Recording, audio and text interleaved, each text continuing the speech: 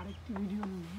তো এই ভিডিওতে আমি কথা বলবো হইলো একটা তিনটা দেশ, তিনটা দেশের নাম হইলো 1 কম্বোডিয়া, 2 লাওস এবং 3 থাইল্যান্ড।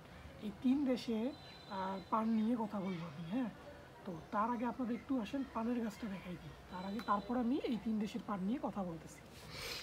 তো এই হচ্ছে সেই পানের গাছটি। তো দেখেন এটা একটি বলতে বালতিতে বলতে পাত্রে গাড়া। দেখেন যে এটার নাম হচ্ছে আসাম পান। তো দেখেন, তো এই যে এইগুলি হচ্ছে সে আসাম পান। এই যে এগুলিকে আসাম পান বলা হয়। এই আসাম পানগুলো আবার গাছে হয়, এরকম করে গাছে হয়। তো দেখেন, তো এখন আমি দেখাবো এর সবচেয়ে ছোট পাতা কোনখান থেকে হয়। এই যে এই দিক থেকে, এই যে এটি হচ্ছে সবচেয়ে ছোট পাতা, এটি বাইর হচ্ছে দেখেন। তারপর আরেকটি বার হচ্ছে, তো এটি হচ্ছে তার চেয়ে একটু বড় পাতা।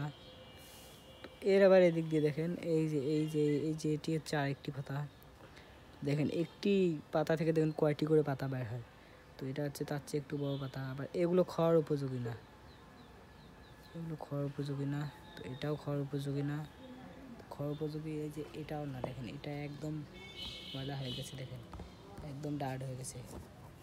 তো এইরকম দেখে পান খাওয়ার উপযোগী। তো এইগুলি হচ্ছে সেই আসাম পান। তো দেখলেনি আপনারা পানের গাছ আর কি, আসাম পানের গাছ। তো পানের অনেক জাত আছে, তার মধ্যে এটা হলো একটা জাত, এটার নাম হলো আসাম পান।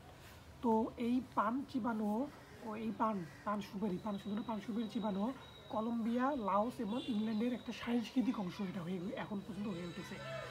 তো এই দেশগুলোতে আরকা বাদামের তাল এবং এই পান গাছ চাষ ব্যাপক পরিমাণে করে আসতেছে তখন থেকে এখন পর্যন্ত। সবচেয়ে বেশি এটাই হয়, আরকা বাদামের তেল এবং এই পান। তো এটা কোথায় করতেছে তারা? ওই দেশগুলোর পল্লী অঞ্চলে এটা প্রচলিত।